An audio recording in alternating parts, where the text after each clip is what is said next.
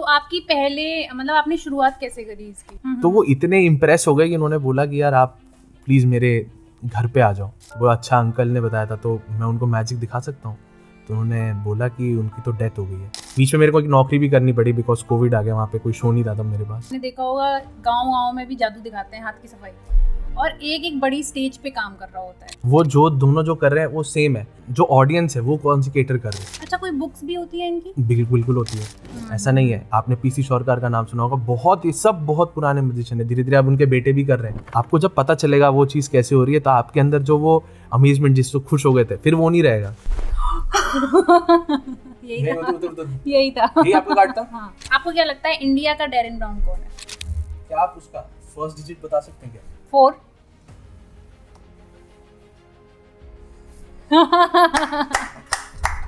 तो टिपिकली ऐसा कुछ नहीं है, मेंटली स्ट्रांग के साथ कोई लिंक नहीं है इसका। तो can we do live experiment? एक ट्राई करके देख सकते हैं।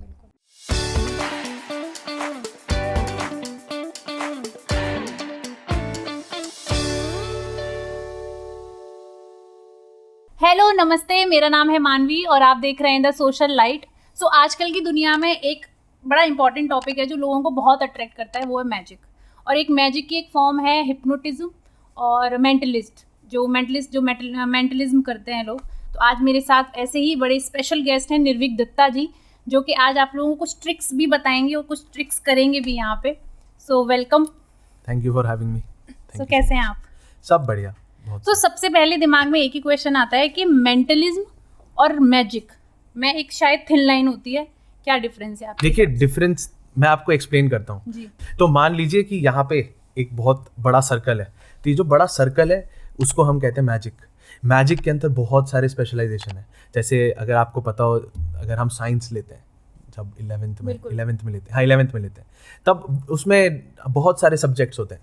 एक होता है फिजिक्स, केमिस्ट्री, फिर ये सब। तो वैसे ही मैजिक में ही बहुत सारे स्पेशलाइजेशन होते हैं। जैसे card magic, coin magic, sponge ball magic, बहुत सारी चीज़ें जिसमें से एक छोटा सा पार्ट है स्पेशलाइजेशन का जो मैं करता हूँ, और वो है मेंटलिज्म। इसका मतलब ये नहीं है कि हमें बिल्कुल ही आइडिया नहीं कार्ड मैजिक क्या है क्या नहीं है। जो बंदा फिजिक्स पढ़ता है उसको पता है कि बायोलॉजी क्या है या जो भी है।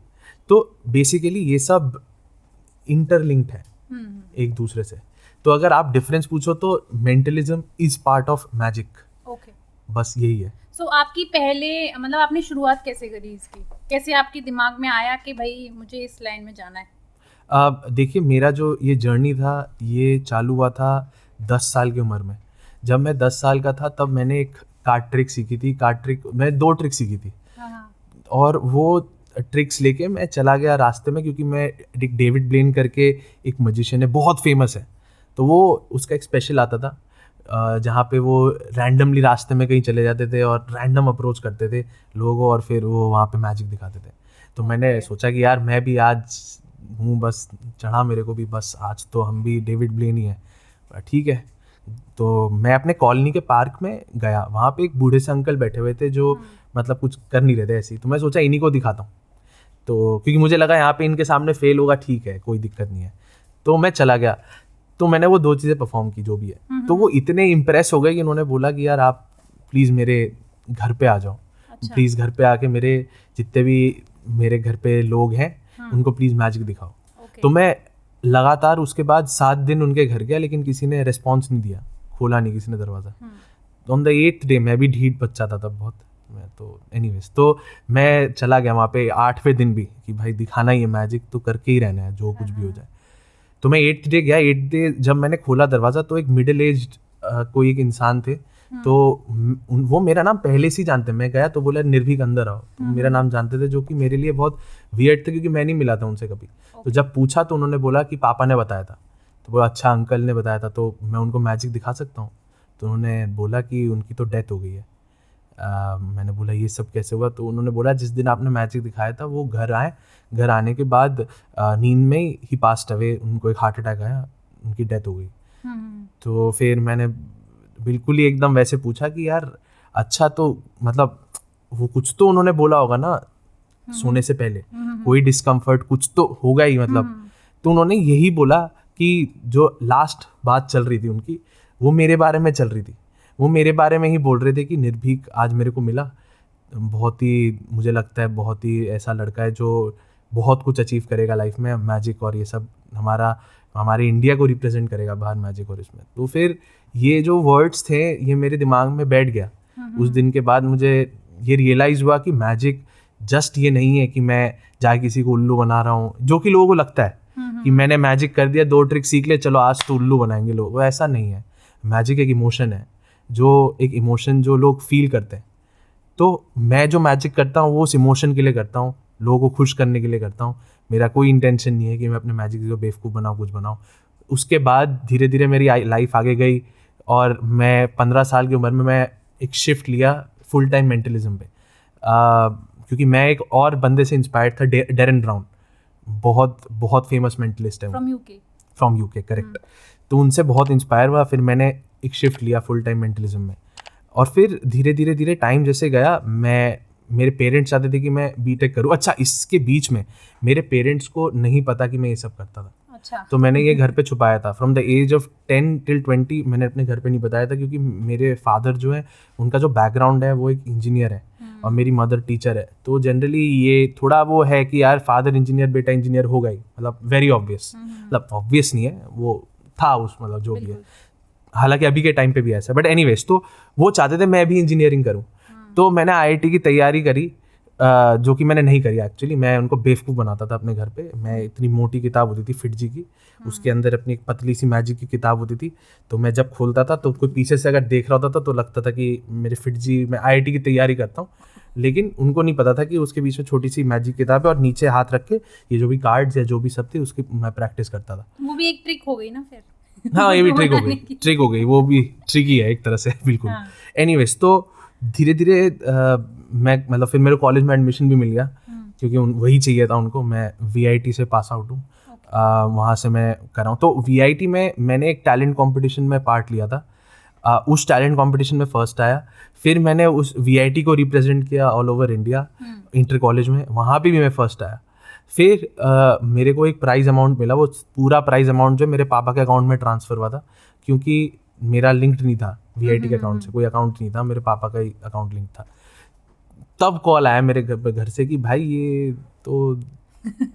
ये क्या है। तो मेरे को पूरी कहानी बतानी पड़ी कि भाई ऐसे ऐसे ऐसे ऐसे करके मैंने ये सब करा है, पूरा घर पे छुपाया है मैंने ये सब, जो कि गलत है, मतलब नहीं छुपाना चाहिए था मे बी शायद। तो दुखी भी बहुत थे, उनको दुख इसी बात का था कि मैंने छुपाया। उनको इस बात का दुख नहीं था कि मैं मैजिक कर रहा हूँ, मेंटलिज्म कर रहा हूँ, जो कि वो नहीं चाहते थे। दुखी यही था। बट ठीक है, वो धीरे धीरे मान गए और फिर मैं ये कर रहा हूँ। बीच में मेरे को एक नौकरी भी करनी पड़ी, बिकॉज कोविड आ गया, वहाँ पे कोई शो नहीं था तब मेरे पास, तो वो करनी पड़ी और अब ये कर रहा हूँ। यही है मेरी 15 साल की जर्नी, 10 से 25 साल का हूँ मैं। आप इसी में काम कर रहे हैं अभी? हाँ, मैं अभी 15 साल हो गए, 10 साल से लेके 25 साल का हूँ मैं, अभी 15 साल में यही कर रहा हूँ। ओके। अच्छा, एक चीज़ है कि एक तो जादूगर वो होते हैं जो आपने देखा होगा गाँव में भी जादू दिखाते हैं, हाथ की सफाई, और एक बड़ी स्टेज पे काम कर रहा होता है। क्या डिफरेंस है? कोई डिफरेंस नहीं है। मैं वैसे अगर आप पूछोगे वो जो दोनों जो कर रहे हैं वो सेम है, बट यस यहीं पे आ जाता है शोमैनशिप, कि जब आप जो ऑडियंस है वो कौन सी केटर कर रहे हो।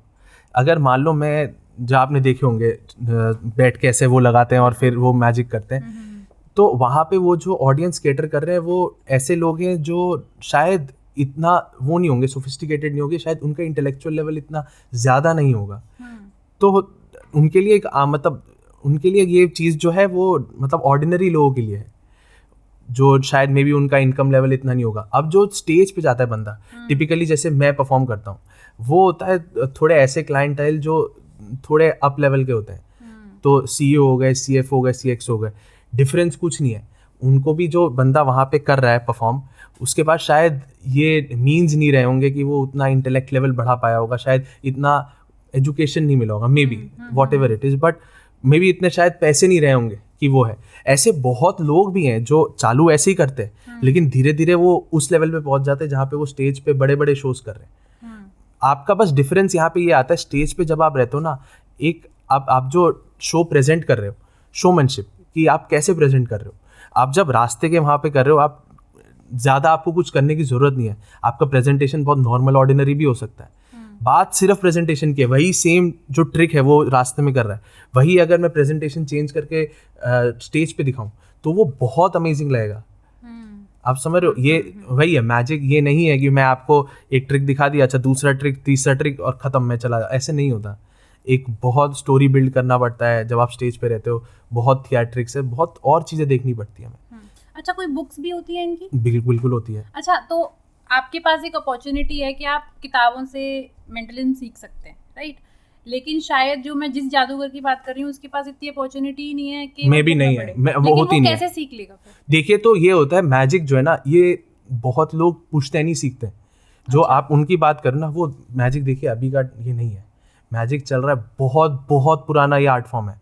ये अभी का आर्ट फॉर्म नहीं है कि अभी अचानक बन चुका है। मैजिक बहुत पुराना आर्ट फॉर्म है और लोग पुश्तैनी ऐसा कर रहे हैं। ऐसा नहीं है। आपने पीसी शौरकार का नाम सुना होगा, बहुत, ये सब बहुत पुराने म्यूजिशियन है, धीरे धीरे अब उनके बेटे भी कर रहे हैं। तो ये पुश्तैनी चलता है, तो बहुत लोग तो वहीं से सीखते हैं।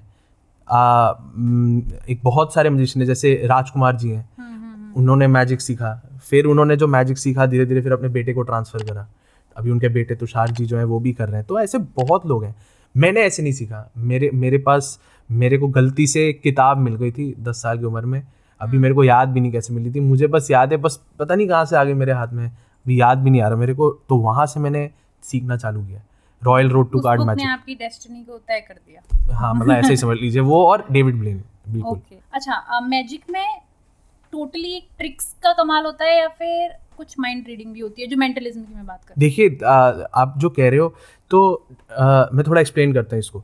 तो मैजिक और मेंटलिज्म, वही जो मैं कहा, वो एक पार्ट होता है एक दूसरे का। तो हम क्या करते हैं, हम एक इल्यूजन क्रिएट करते हैं। मैजिक होता है, आप कोई भी इल्यूजन क्रिएट करो कुछ करने का, तो वो मैजिक है, जिसका एंड रिजल्ट जो होता है वो अमेजमेंट का होता है कि भाई ये कैसे कर दिया ये।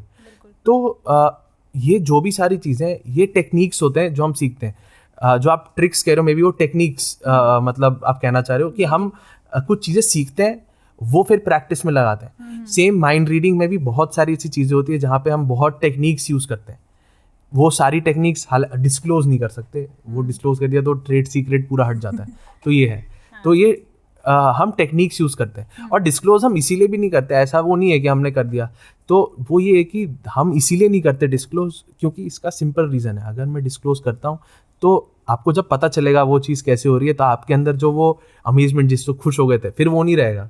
फिर आपको लगेगा अरे यार ये तो यार क्या है। अच्छा, कुछ ना प्रॉप्स भी होते हैं जो आप जब करते हैं मैजिक। बिल्कुल होता है। तो प्रॉप्स होते हैं, आजकल तो ऐप्स भी आ गए हैं ना, पहले तो ये सारी चीज़ें थी ही नहीं, तो लोग कैसे करते थे? तो देखिए, मैं वही कह रहा हूँ, आपको हमेशा रिलाय अपने स्लाइट ऑफ हैंड के स्किल्स पे ही करना पड़ेगा। प्रॉप आपकी हेल्प कर सकता है एक कुछ चीज़ों में, लेकिन आपका शोमैनशिप, आप क्या कहते हैं, जो प्रैक्टिस है आपकी, जो आपने इसके अंदर डाली है, वही है सब कुछ। क्योंकि पहले नहीं होते थे, आप सही कह रहे हो, पहले तो मोबाइल फ़ोन ही शायद नहीं होते थे, शायद नहीं थे। मैं अगर बहुत पुराने, कुछ भी नहीं था मेरे हिसाब से, लोग तब यही सब अपने हाथों का इस्तेमाल करके जो उन्होंने सीखा है, वही यूज़ करके वो इल्यूजन क्रिएट करते थे, या तो माइंड रीडिंग का या तो मैजिक का, कि कुछ शायद कॉइन गायब हो गया या कुछ। तो बहुत फेमस मैजिक ट्रिक है कॉइन का, अभी तो शायद इतना अमेजिंग ना लगे, बट इनिशियली अगर देखा जाए तो ये एक कॉइन ट्रिक है, जो अगर टाइम मिलेगा मैं दिखा भी दूंगा। तो वो जो ये कॉइन ट्रिक मैं दिखाऊंगा, ये बहुत पुराना कॉइन ट्रिक है, जो कि बहुत टाइम से लोग यूज़ कर रहे हैं और अभी भी यूज़ करते हैं, ऐसा नहीं है। बट जब मैं जब की टाइम की बात कर रहा हूँ, ये तब बहुत ही ज़्यादा अमेजिंग लगता था। अभी शायद धीरे धीरे नहीं लग रहा, क्योंकि मतलब यूट्यूब आ गया जहाँ से आप बहुत कुछ सीख सकते हैं। अभी तो बहुत अच्छा, आपने पहले बताया था कि आपने जो अंकल को जो आपने इम्प्रेस किया था, वो ट्रिक क्या थी, प्लीज़ आप बताएंगे करके? मैं दिखा देता हूँ। तो ये जो मैं आपको दिखाने वाला हूँ, ये फर्स्ट कार्ड ट्रिक है जो मैंने करी थी। ओके। तो सबसे पहले आप ये कार्ड लीजिए। सबसे पहले तो आप चेक कर लीजिए, आप चाहे तो फ़ोन जो है थोड़ा साइड में रख सकते हैं ताकि आप कंफर्टेबल रहे। आप कार्ड चेक कर लीजिए और शफल कर लीजिए। कि बहुत बार पता है क्या होता है, लोगों को लगता है कि मैं कुछ चीटिंग करता हूँ कार्ड्स के साथ, और बिल्कुल normal deck of playing cards है, करेक्ट?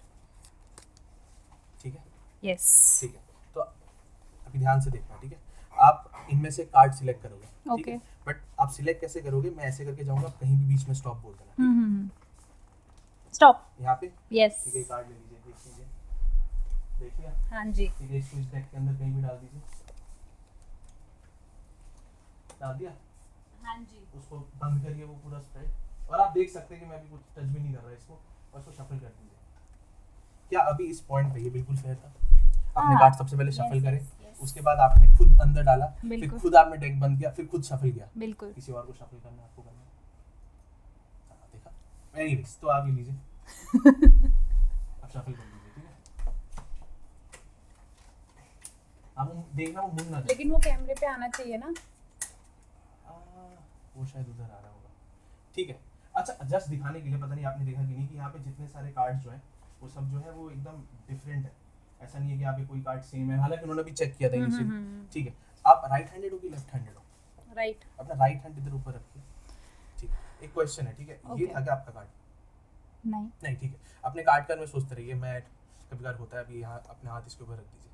अच्छा, आपको अगर मैं बोलूँ कोई भी एक प्लेइंग कार्ड का नाम लेने को, आप कौन सा लोगे? ऐसी कोई भी बोल दीजिए। मतलब मैं बोल दूं? हाँ, बोल दो। 3 ऑफ क्लब्स। 3 ऑफ क्लब्स, अच्छा। बट ये आपका कार्ड नहीं था? नहीं। अच्छा, आपका कार्ड पर वो था, क्या कहते हैं, ब्लैक कार्ड था? हाँ।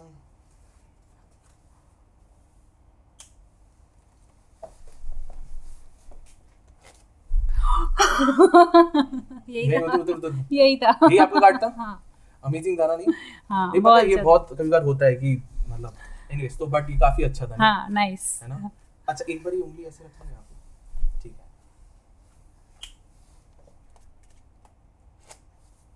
आपका कार्ड कौन सा? 3 ऑफ क्लब ना?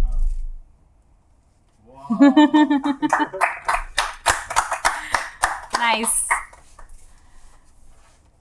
तो हाँ, मेरा ये पहला कार्ड ट्रिक था जो मैंने सीखा था तब।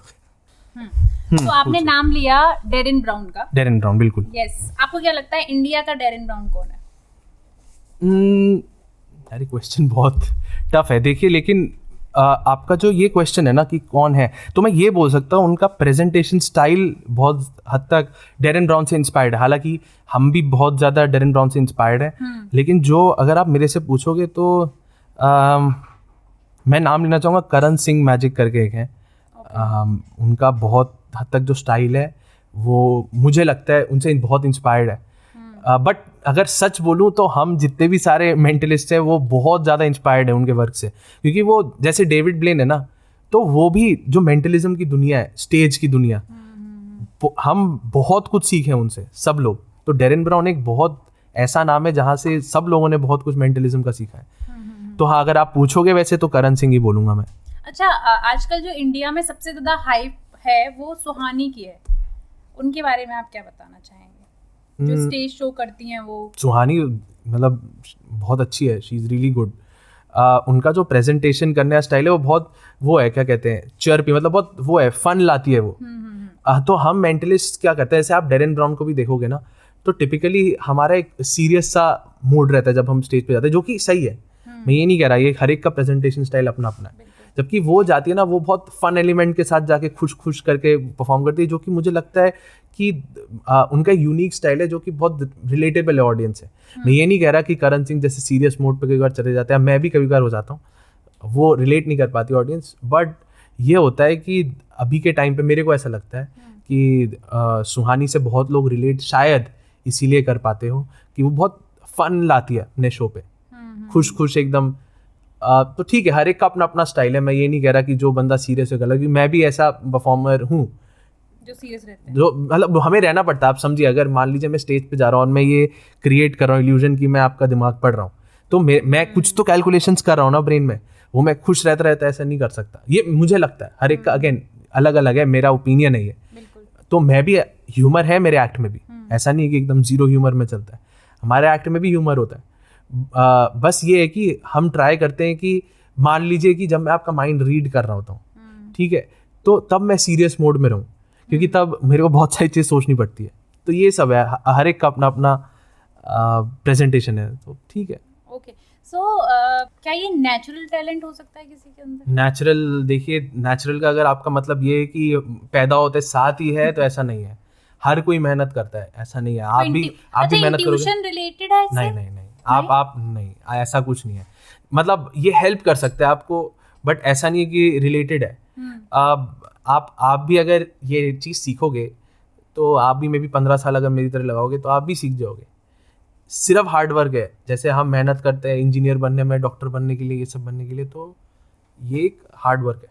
आप भी मेहनत करोगे आप भी सीख जाओगे। अच्छा, मैं जानना चाहती हूँ कि जैसे कि आपने अभी कार्ड वाला, मैंने आपकी एक वीडियो भी देखी जिसमें आपने एटीएम पिन बताया है, तो अगर आप एटीएम की लाइन में लगे हुए हैं तो क्या किसी का माइंड पढ़ के उसके एटीएम पिन का पैसा निकाल सकते हैं? नहीं, बट या आपके बॉडी साथ लैंग्वेज से या ट्राई किसी कर चीज़ सकते से? हैं कुछ। हाँ बिल्कुल। मैं ट्राई करता हूँ, ठीक है। आप अपना एटीएम पिन सोच लो, हाँ, सोचिए। बोलना मत पर कुछ। बिल्कुल। तो मैं एक इंटरेस्टिंग एक्सपेरिमेंट ट्राई करता हूँ, ठीक है। हाँ। तो मैं वापस दिखा देता हूँ, पता नहीं दिखा कि नहीं, कि यहाँ पे जितने भी सारे कार्ड्स हैं वो एकदम डिफरेंट है। ऐसा नहीं है कोई कार्ड सेम है या कुछ है, ठीक है। तो सेम चीज़ मैं ऐसे करके जाऊँगा, अब कहीं भी बीच में स्टॉप बोलना, ठीक है। Okay, stop. यहाँ पे, बिल्कुल।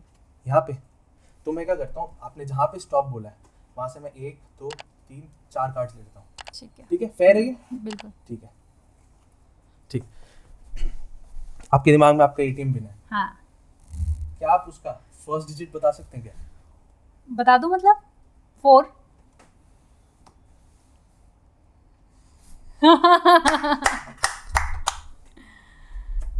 उसका सेकंड डिजिट क्या है?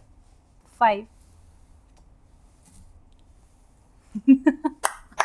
Very nice. वेट, उसका थर्ड डिजिट क्या है? 4। और आप कहीं भी स्टॉप बोल सकते हो, last 5। Oh my God, that's nice, really nice. है ना? तो क्या बॉडी लैंग्वेज से पता कर सकते हैं क्या एटीएम पे? मतलब देखिए, मैं आपको बताता हूँ। तो देखिए जैसे मेरी आपने माइंड रीडिंग करी, राइट, हम कैजुअली बैठे हुए हैं, तो अगर लाइन में लगा हुआ है कोई बंदा एटीएम पिन की और आप, नहीं, ऐसे नहीं होता। आपको अगर लग रहा है कि मैं चलता फिरता किसी का एटीएम पिन ऐसे बता रहा हूँ, तो देखिए ये एक मिसकंसेप्शन है लोगों का। हाँ। कि मैं उनके दिमाग में बैठा बैठा कुछ इन्फॉर्मेशन निकाल रहा हूँ। ऐसा नहीं है कि यहाँ पे जितने सारे लोग हैं मैं इनके दिमाग के अंदर बैठा हूँ और ऐसे कुछ, ऐसा बिल्कुल नहीं है। मैं कोई थॉट प्लगर नहीं हूँ कि इन दिमाग के बैठ के ये कर रहा हूँ। मैं एक क्लियर वर्ड्स में बोल रहा हूँ, मैं एक इल्यूजन क्रिएट करता हूँ कि मैं कर सकता हूँ। इल्यूजन मतलब जैसे मान लीजिए एक सिक्का है, वो मेरे हाथ में अगर मैं स्नैप करता हूँ गायब हो जाता है। इसका मतलब ये थोड़ी है कि कॉइन एक्चुअली पूरा सच में गायब हो गया। कॉइन एग्जिस्ट करता है, कॉइन बस वो हाथ में नहीं है, वो हाथ से कहीं और चला गया, आपको ये नहीं पता कहाँ गया। ये एक इल्यूजन क्रिएट हुआ है कॉइन गायब होने का। वैसे ही यहाँ पे एक इल्यूजन क्रिएट हुआ है जहाँ पे मैंने आपका माइंड रीड किया। ऐसा नहीं है कि मैं रीड कर रहा हूँ सच में, मैं ऐसा नहीं है कि किसी दिमाग में बैठ के सच में बता सकता हूँ कि मैं, तो मैं टेक्निक्स यूज़ करता हूँ इल्यूजन क्रिएट करने का कि मैं ऐसा कर सकता हूँ।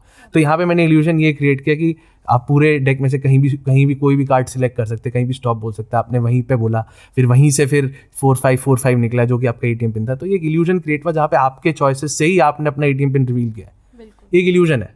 अब इसमें भी बहुत टेक्निक्स गए, वो मैं ऑब्वियसली डिस्क्लोज नहीं कर सकता, बट ये अच्छा, एक नॉर्मल इंसान सीखना चाहेगा ये ट्रिक्स, कितना टाइम लग जाएगा उसको? देखिए ये हर एक का कैपेसिटी के ऊपर है। बहुत लोग, आप मतलब अगर आपको पता हो, अगर कोई पर्टिकुलर सब्जेक्ट है, आपको जितना टाइम, मान लीजिए आपको मैं बोलता हूँ कि एक फिजिक्स का एक पर्टिकुलर क्वेश्चन है, ठीक है, आपको हो सकता है आप जितनी जल्दी में आप सॉल्व कर रहे हो सकता है कोई और उससे ज़्यादा जल्दी कर दे, हो सकता है आपसे कोई धीरे टाइम ले। तो हर एक का कैपेसिटी है। ओके। मैं ऐसे नहीं बोल सकता बैठ के कितना टाइम एक स्पेसिफिक लगेगा ही लगेगा, ऐसा कोई अमाउंट नहीं है। हो सकता है कि जैसे मेरे को 15 साल लगे, हो सकता है किसी को सिर्फ उतनी सारी चीज़ें वो 3 साल में सीख ले, 2 साल में सीख ले, 1 साल में सीख ले, हो सकता है। मैं वो नहीं कह सकता, बट हाँ ये है कि कंसिस्टेंसी बहुत इंपॉर्टेंट है। जैसे इनिशियली जब मैंने ये सब करना चालू किया था तो मैं बहुत बार फेल होता था। फेलियर एक पार्ट है इसका, तो धीरे धीरे करके हो जाता है। अच्छा, हिप्नोटिज्म भी इसका एक पार्ट है, वो कैसे करते हैं लोग? तो देखिए हिप्नोटिज्म, आप चाहो मैं ये ऑडियंस के साथ भी कर सकता हूँ पूरा। तो हिप्नोटिज्म एक आइडिया है जहाँ पे हमारा जो सबकॉन्शियस माइंड है वो ट्रिगर हो जाता है ज़्यादा। तो हमारा जो माइंड है, हम उसको 2 उसमें डिवाइड कर सकते हैं पार्ट्स में। एक होता है कॉन्शियस और एक होता है सबकॉन्शियस। जब हमारा सबकॉन्शियस माइंड जो ओवर पावर कर जाता है कॉन्शियस माइंड को, तो हिप्नोसिस होता है। तो फॉर एग्जांपल आपको जस्ट बताने के लिए, हमारा सबकॉन्शियस माइंड जो है ना, हमें बहुत सारी चीज़ें हमारे डे टू डे लाइफ में भी वो इन्वॉल्व रहता है। फॉर एग्जांपल जब हम जूता पहनते हैं, ठीक है, तो जब हम जूता पहन रहे होते हैं, क्या हम ये सोचते हैं जूता पहनने से पहले कि आज तो मैं जूता पहनूंगा तो मैं आज तो राइट लेग डालूंगा, फिर लेफ्ट लेग डालूंगा, फिर लेस बांध, कॉन्शियसली सोचते हैं। ये ऑटोमेटिक रेस्पॉन्स होता है हमारे बॉडी का कि आज तो मतलब पता ही है हमें, ये रोज का वो एक्टिविटी है, तो हमारा सबकॉन्शियस माइंड यहाँ पे ट्रिगर्ड है क्योंकि हम कॉन्शियसली नहीं सोच रहे कुछ। बेसिकली जो भी चीज़ हम करते हैं, अगर हमें वो पता है कि हम क्या कर रहे हैं तो कॉन्शियस है। आप भी अभी अभी बैठ के ऐसे ऐसे कर रहे हो अपने, तो आप नहीं सोच रहे कि यार चलो अब मैं निर्भीक से बात कर रही हूँ तो एक काम करती हूँ मैं, ऐसे नहीं सोच रहे आप, एब्सोल्युटली आप नहीं सोच रहे, पक्की बात है, बट आप वो कर रहे हो, क्यों कर रहे हो आप? तो आपका अगेन सबकॉन्शियस माइंड ट्रिगर्ड है।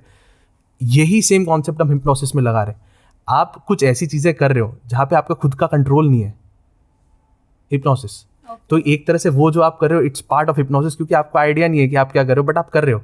जो आपने बहुत सारे लोगों को देखा होगा करते हुए कि वो मुर्गा बन रहा है, वो बन रहा है, बाद में पूछते उनको पता ही नहीं, तो वो कॉन्शियसली नहीं, उनको पता ही नहीं वो क्या कर रहे हैं, बट वो कर रहे हैं ना फिर भी। सो वो आइडिया है हिप्नोसिस तो का। यहाँ बात हो गई एक पर्सन टू पर्सन की। मैंने देखा है हेट्रो हिप्नोसिज्म भी होता है, वो कैसे करते हैं? देखिए, मास में अगर हिप्नोटिज्म करना है तो बात ये होती है कि हिप्नोटिज्म का जितना एक्सटेंट होता है कि इतना सबकॉन्शियस माइंड हम ट्रिगर कर सकते हैं एज अ मेंटलिस्ट, हिप्नोटिस्ट, ये पर्सन टू पर्सन डिपेंड करता है। तो मैं पर्सनली क्या करता हूँ, अगर मैं मास में हिप्नोटिज्म कर रहा हूँ तो मैं वो बेसिकली 3 टेस्ट्स करता हूँ उन पे हिप्नोटिज्म के, जहाँ से मुझे ये पता चलता है कौन कितना बंदा हिप्नोसिस में जा सकता है। तो उसको आप मतलब हर इंसान, एक पर्टिकुलर इंसान को वहां से पिक करते हो या फिर हर इंसान के ऊपर ये एप्लीकेबल नहीं है? नहीं, ऐसा नहीं होता कि हर इंसान पे एप्लीकेबल। तो मैं जब स्टेज पे रहता हूँ और बहुत सारे लोग हैं तो मैं 3 एक्सपेरिमेंट्स करता हूँ जहाँ से मेरे को एक आइडिया लगता है कि यस, ये बंदा इतना हिप्नोटिज्म में जा सकता है, हम इतना कुछ कर सकते हैं इसके साथ। हर एक का एक्सटेंट जो होता है वो अलग होता है कि कितना सबकॉन्शियस माइंड ट्रिगर हो सकता है। वो 3 टेस्ट जो है वो मैं करता हूँ, वहाँ से फिर मैं फिगर आउट करता हूँ कि इसको मैं स्टेज पे बुला सकता हूँ, और फिर मैं 1-to-1 बेसिस की तरफ बढ़ता हूँ। तो ये होता है कि हिप्नोसिस अगेन ये हर किसी पे वर्क नहीं करता। कितना एक्सटेंट पे वर्क करेगा ये भी मतलब वो नहीं बोल सकते। कुछ लोग मतलब अपना नाम तक भूल जाते हैं, इस एक्सटेंट तक होता है। या मैंने आपको बताया कि मुर्गा बन जाते हैं, इस एक्सटेंट तक होता है। कुछ लोग शायद इस एक्सटेंट तक पहुंच ही ना पाए। तो ये हमें फिगर आउट करना पड़ता है। तो जो जिसके ऊपर ज्यादा नहीं होता है वो क्या मेंटली स्ट्रांग ज्यादा होता है क्या? नहीं, ऐसा कुछ नहीं है।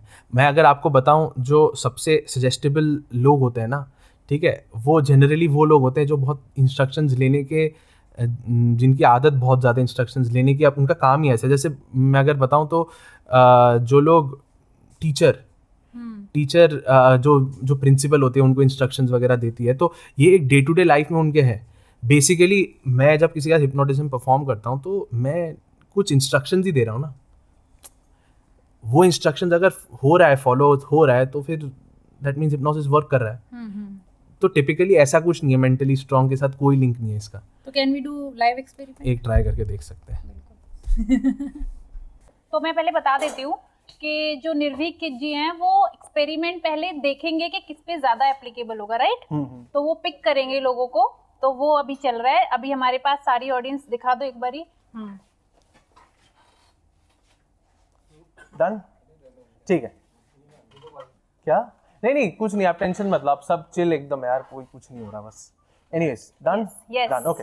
तो मैं क्या चाहता हूँ, सो फर्स्ट एक्सपेरिमेंट मैं ट्राई करना चाहता हूँ। उसके लिए सब लोग पहले ऐसे खड़े हो जाइए, बिल्कुल एकदम रिलैक्स। अपने एक डीप ब्रेथ लीजिए, फिर एक्सेल करिए डीप ब्रेथ, फिर एक्सेल, बिल्कुल ठीक है। अब अपना हाथ ऐसे रखिए, अपने एकदम आउटस्ट्रेच्ड, ठीक है, 2 उंगली बाहर, ठीक है, गन जैसा, ठीक है, डन। फिर आप इसमें ऐसा गैप बना लीजिए। अब इमेजिन करिए कि आपके फिंगर्स के बीच में 2 मैग्नेट्स है और वो आपके फिंगर्स को पुल कर रहे हैं एक दूसरे की तरफ। आप जितना देखोगे वो फिंगर जो धीरे धीरे पुल हो रहा है, जैसे आपका पुल हो रहा है धीरे धीरे और आपका भी हो रहा है। इमेजिन करिए मैग्नेटिक पावर स्ट्रांग होता जा रहा है और आपका फिंगर जो धीरे धीरे और पास आ रहा है। इमेजिन करिए कि वो पास आता जा रहा है और धीरे धीरे आप देखोगे कि पावर स्ट्रांग हो रहा है और आपका फिंगर जो है टच हो चुका है और आप अभी रिलैक्स कर सकते हो। ठीक है, किनका टच हुआ है वैसे मैं देख नहीं पाया, आपका नहीं हुआ, सिर्फ आपका हुआ है ना? डन, ठीक है। तो आप इधर रख दीजिए, ठीक है। एक काम करते हैं, आप ये चेयर एक मिल सकता है? हाँ बिल्कुल, चेयर लीजिए। हाँ, आप यहाँ पे आइए, बैठिए बैठिए बैठिए बैठिए, ठीक है। देखिए ये एक्सपेरिमेंट बहुत सिंपल है, आप टेंशन मत लीजिए ज़्यादा। आप अपना जो है, ठीक है, आँख बंद करोगे, ठीक है, ठीक है, पहले आँख बंद कर लो, ठीक है। अपना अब एक से नाक खोलना, ठीक है। आप अपना लेफ्ट हैंड पहले ऐसे रखो, ठीक है, और राइट हैंड अब ऐसे, ठीक है, बिल्कुल ठीक है। अब अपना आँख बंद कर लो।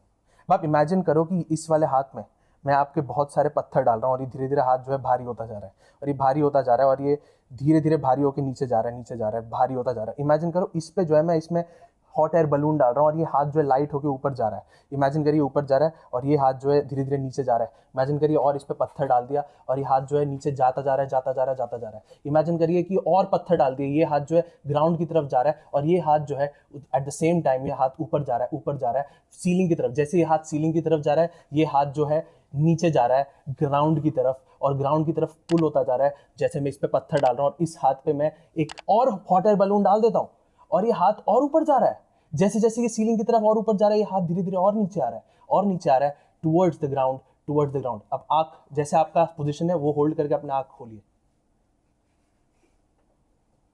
क्रेजी है ना? ठीक है ठीक है। अब ऐसी रहिए, ठीक है ठीक है।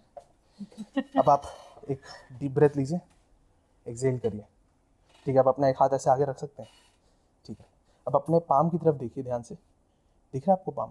ठीक है, आपके पाम पे लाइंस दिख रहे हैं आपको?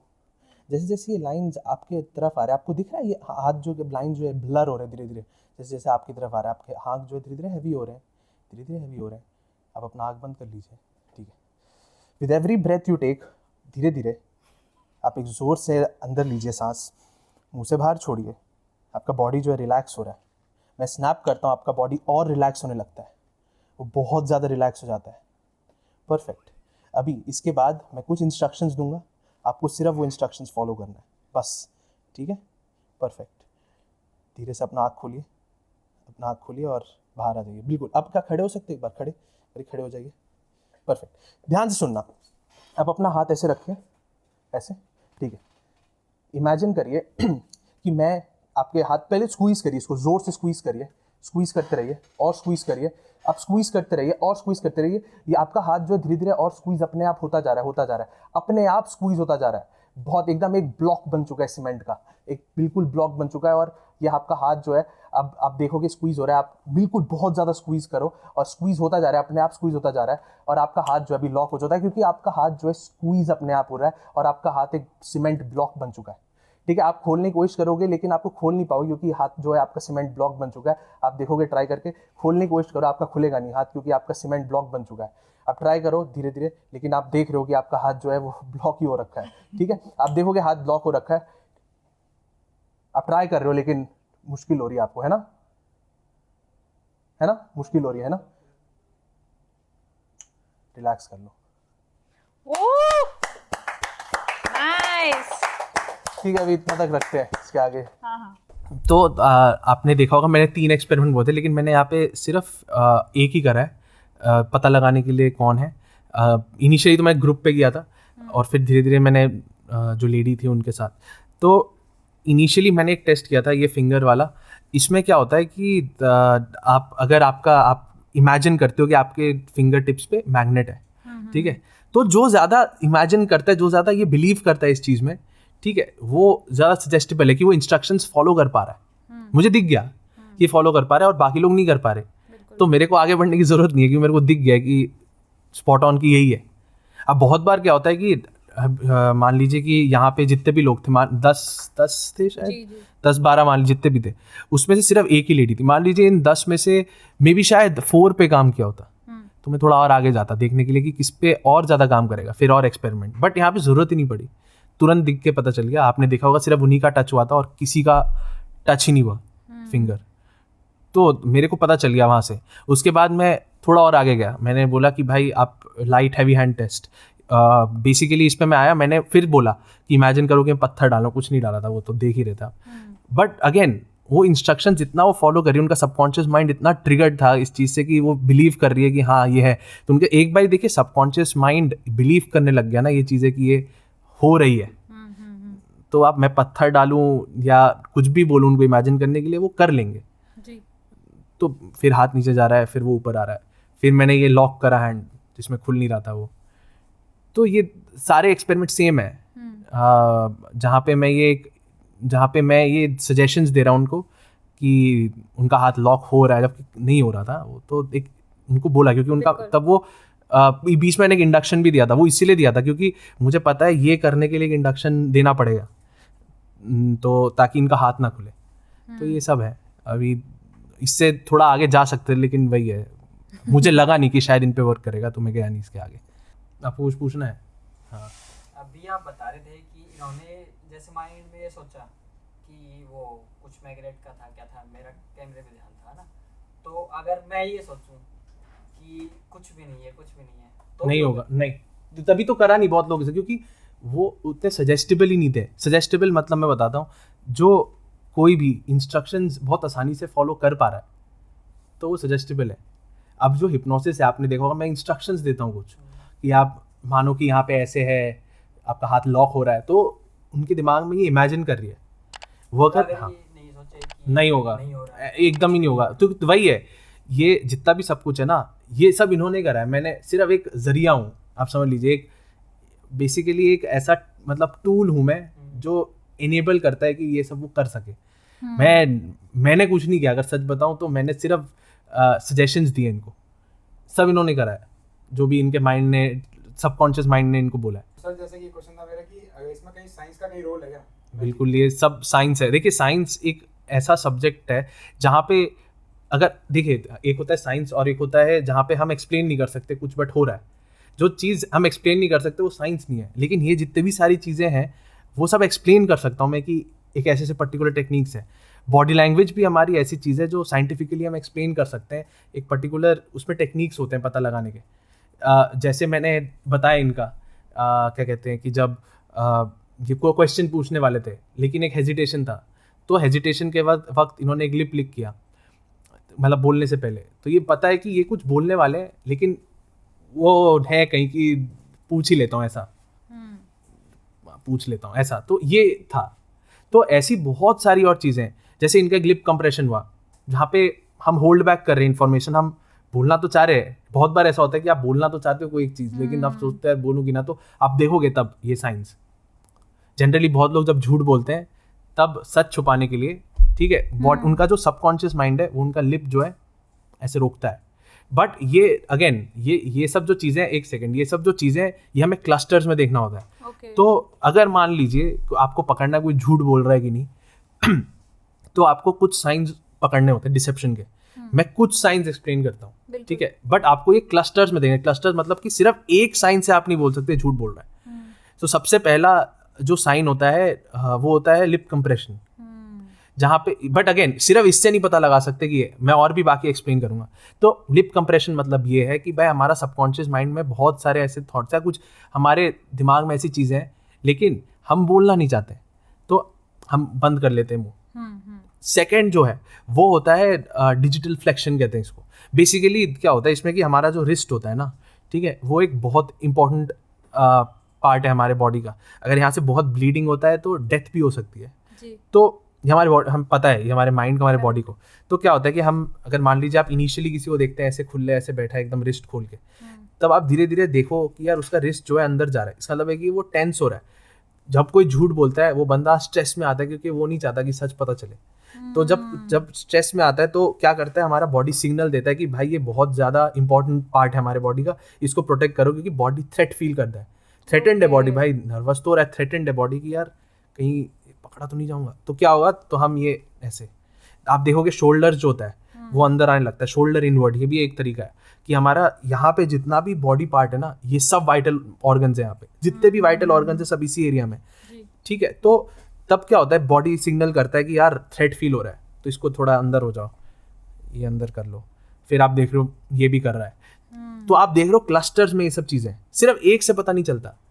क्लस्टर्स में जब चीज़ें देखोगे तब आपको पता चलेगा कि हाँ यार ये ऐसे था, ऐसे हो गया, फिर ये भी कर रहा है। लाइव डिटेक्टर टेस्ट में ऐसे ही होता है ना? नहीं, लाइव डिटेक्टर टेस्ट तो एक और तरीका है, वो तो टेक्नोलॉजी से रिलेटेड है। वो एक अलग तरीका है बेसिकली ये। हाँ, लेकिन इंटेरोगेशन में क्या होता है, जब हम करते हैं लाइव डिटेक्टर टेस्ट, हम ऐसे किसी पे नहीं ले सकते, उसके लिए बहुत सारी चीज़ें। जब मैं ये डे टू डे लाइफ के लिए बता रहा हूँ, अगर कोई जानना चाहता है कोई झूठ बोल रहा है कि नहीं बोल रहा, एक होता है कि हमारा जो ब्लिंक रेट होता है, जब हम झूठ बोल रहे हो तो हमारा ब्लिंक रेट बहुत वो हो जाता है, ज़्यादा। क्योंकि इसका रीज़न ये है कि हमारे ब्रेन में इतना सारा इन्फॉर्मेशन है। क्योंकि देखिए, जब हम झूठ बनाते हैं हमें एक इन्फॉर्मेशन बनाना पड़ता है। सच तो वही है कि हमें ज़्यादा सोचना नहीं है, बोलना है। झूठ तो बनाना पड़ता है। जब झूठ बना रहे होते हैं ना, तो हमारा जो ब्लिंक रेट होता है वो बढ़ जाता है, क्योंकि हमें इन्फॉर्मेशन बहुत सारा प्रोसेस करना होता है। ओके। तब ब्लिंक रेट बढ़ने लगता है। इसका मतलब ये है कि हम इन्फॉर्मेशन प्रोसेस कर रहे हैं, बना रहे हैं, जो कि है नहीं, तो तब ब्लिंक रेट बढ़ने लगता है। सच तो सोचना भी नहीं है, सीधा सीधा बोल दो। तो ये है, अगर आपने देखा हो तो ये जो छोटी छोटी बॉडी लैंग्वेज की चीज़ें हैं ना, आप फिल्म्स में भी देखोगे बहुत लोग यूज़ करते हैं। जैसे शाहरुख खान ने एक पोज है उनका जिसमें हाथ खोल के ही है, तो ये इसके पीछे एक साइकोलॉजी है। ओके। तो बेसिकली क्या होता है कि जब आप ये देखते हो ना एज एन ऑडियंस, ठीक है, और ऐसे करके, तो यहाँ पे आप देखोगे इनका रिस्ट से लेके जितने भी ये वाइटल ऑर्गन्स हैं वो प्रोटेक्टेड नहीं है, सीधे ऐसे खुले हुए। लेकिन ये आप कॉन्शियसली नहीं सोचते, आपका सबकॉन्शियस माइंड ट्रिगर हो रहा है इसमें। तो आपके दिमाग में क्या चलता है, सबकॉन्शियस माइंड में वो ये चलता है कि अरे इसने अपने सारे वाइटल ऑर्गन्स जो है एकदम खुले में रखा है, दैट मीन्स ये बहुत वेलकमिंग है। ओके।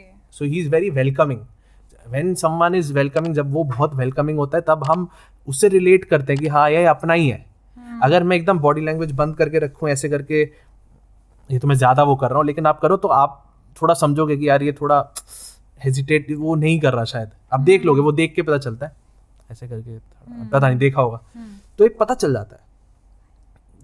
तो ये सब छोटी मोटी चीज़ें हैं जो देखनी पड़ती है ये पता लगाने के लिए झूठ बोल रहा है या ये बॉडी लैंग्वेज की कुछ चीज़ें हेजिटेट कर रहा है या वो नर्वस है, ये सब चीज़ें। अच्छा, स्टेज शो में आप जाते हैं तो जैसे कि मैंने आपको करेक्ट बता दिया कि मेरा पिन भाई ऐसा ही है, लेकिन कुछ लोग प्रो होते हैं जो प्रो नहीं बोलेंगे वो, हाँ, मैं समझ गया आपके, समझ रहे ना। हाँ। तो जैसे सोचा उन्होंने कुछ और, लेकिन होता अगर है ऐसा। आप सिर्फ आपको वो नीचा या बोलेंगे नीचा दिखाने को या फिर जो भी है करेक्ट, दिखाने के लिए वो बता दें कि ये नंबर गलत है, कभी ऐसा हुआ है? बिल्कुल होता है ये, होता ही है। मतलब मैं ये नहीं कहूँगा हर स्टेज शो में होता है। आप मान लीजिए आजकल तो बहुत रेयर हो गया, क्योंकि एक्चुअली क्या होता है हमारे पास अगेन कुछ और टेक्निक्स हैं कि अच्छा। मान लीजिए कि हमें गलत हो गया। देखिए, आप झूठ बोलना है वो बोल देगा, कुछ कर भी नहीं सकते, आप क्या बोलोगे बिल्कुल। कि बोल दिया, आप क्या करोगे? तो उसने डिनाई तो कर दिया।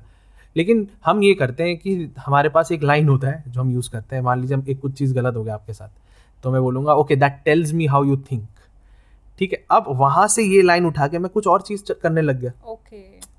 सो हमारे पास एक बैकअप ऑप्शन ऑलरेडी रहता है, और ये एक्सपीरियंस के साथ है। सबसे इंपॉर्टेंट चीज़ है कि जब आप फेल करते हो ना ऐसे, तो स्ट्रेस में नहीं आना है, जो कि होता है। देखिए, स्ट्रेस में आना बहुत नॉर्मल है। आप सोचिए इतने लोगों के सामने परफॉर्म करो, 1000, 1500, 2000 लोग मान लीजिए देख रहे हैं आपको, और आपका फेल हो जाए, क्या करोगे आप? तभी बैकअप ऐसे रेडी रहने चाहिए कि जो पता ही है कि ठीक है इसमें वो कुछ कर नहीं सकता। तो ये है कुछ चीज़ें। ओके।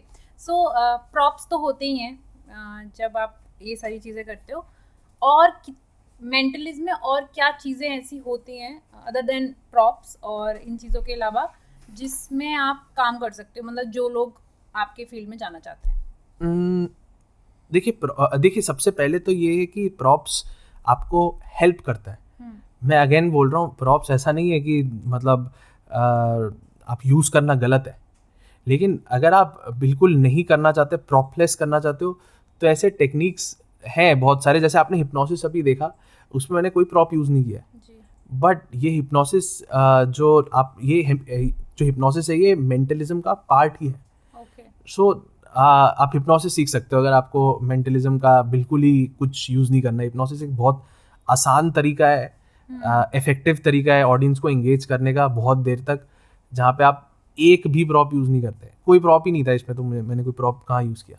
ओके। जैसे आपने अभी मेरे दिमाग में एक क्वेश्चन आया, जैसे आपने बताया ना शाहरुख खान का वो वाला पोज, अभी बहुत सारी रील वायरल हो रही थी जिसमें आप ऐसे करते हो, जब आप एक ऐसा साइन देते हो तो मतलब कि आप बहुत थॉटफुल हो, या ये सारी चीज़ें आ रही थी, वो क्या मतलब होता है? देखिए ये स्टीपल पोजीशन कहते हैं इसको, ठीक है। तो ये कॉन्फिडेंस शो करता है। जब आप ऐसे बैठते हो ना, जनरली क्या होता है कि जब जैसे ही आप ऐसे बैठने लगते हैं, आपके जो शोल्डर्स है ना वो पीछे जाते हैं, शोल्डर्स आगे जनरली रखना थोड़ा टफ होता है। आप बैठ के भी देखोगे थोड़ी देर तो आपको थोड़ा अनकंफर्टेबल लगेगा, आपका अपने आप पीछे ही चला जाएगा।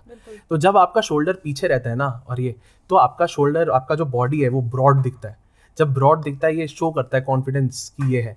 तो स्टीपल पोजीशन एक तरीका है दिखाने का कॉन्फिडेंस, और आपके दिमाग में थॉट चल रहा है। आप देखोगे एक बंदा एंड्रयू टेट करके, मतलब पता नहीं आप जानते हो कि हाँ हाँ हाँ तो आप जब भी देखोगे वो जितने भी पॉडकास्ट से लेके कोई भी इंटरव्यू होता है वो हमेशा ऐसे ही बैठता है, ओके हमेशा ऐसे ही बैठता है वो स्टीपल पोजीशन में ऐसे रख के। अच्छा सो इसका रीज़न ये है कि ये कॉन्फिडेंस पोर्ट्रे करता है। आप कोई भी बड़े से बड़े पॉलिटिशियन देख लीजिए या कोई बड़ा आदमी देख लीजिए, वो बहुत आपको दिखेगा कि वो इस पोजीशन में बैठता है, ये कॉन्फिडेंस पोर्ट्रे करता है।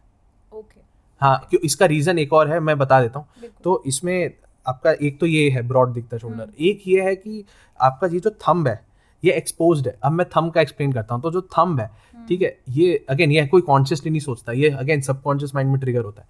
जब थंब दिखता है ना किसी का, तो थंब प्रोट्रूडिंग आउटवर्ड्स मीन्स कि वो कॉन्फिडेंट है, क्योंकि ये एक जो थंब है ना हमारा, ये फिंगर का सबसे इंपॉर्टेंट फिंगर है। आप स्पून उठाने से लेके कोई भी चीज़ करने से लेके माउस चलाने से लेके, मैं चाहे इसको ये भी कर रहा हूँ Yes. तो इसमें थंब यूज़ होता ही होता है। आपका शायद ये फिंगर ना यूज़ होता उतना, लेकिन थंब एक ऐसा है, ये हमारे ब्रेन को पता है। तो जब आप देखते हो कि थंब बाहर ऐसे है, सबकॉन्शियसली आपके दिमाग में आ रहा है कि यार इसका थंब तो दिख रहा है, ये आप कॉन्शियसली नहीं सोचते। अगेन ये आपके दिमाग सबकॉन्शियस माइंड में चलता है, तब सबकॉन्शियसली आपके दिमाग में आता है अरे इसका थंब तो दिख रहा है, अच्छा अपना इतना वाइटल ऑर्गन एक्सपोज रखा हुआ है, वाइटल एरिया एक्सपोज रखा हुआ है, इसका मतलब तो यार कॉन्फिडेंस है। ये अगेन आप कॉन्शियसली नहीं सोचते, ये सबकॉन्शियसली आपके दिमाग में आता है। तभी जो लोग ऐसे बैठते हैं तो आपको दिखेगा कि बहुत वो लोग बहुत कॉन्फिडेंस वो पोर्ट्रे करते हैं। ओके ओके हाँ, so thank you so much हमारे इतने इंसाइटफुल और मैजिक ट्रिक्स वाले पॉडकास्ट के लिए। पहला पॉडकास्ट किया है जो मैंने ये मेंटलिज्म के ऊपर किया है। अच्छा। Thank you so much thank you. हमारे शो पे आने के लिए। तो अगर आपको ये पॉडकास्ट अच्छा लगा हो तो प्लीज़ लाइक कर दीजिए, शेयर कर दीजिए और हमारे चैनल को सब्सक्राइब कर दीजिए। और जो इनको है इनको फॉलो कर लीजिए, इंस्टाग्राम अकाउंट है, हम लोग नीचे डिस्क्रिप्शन में देंगे। एंड जय हिंद, जय भारत, नमस्ते।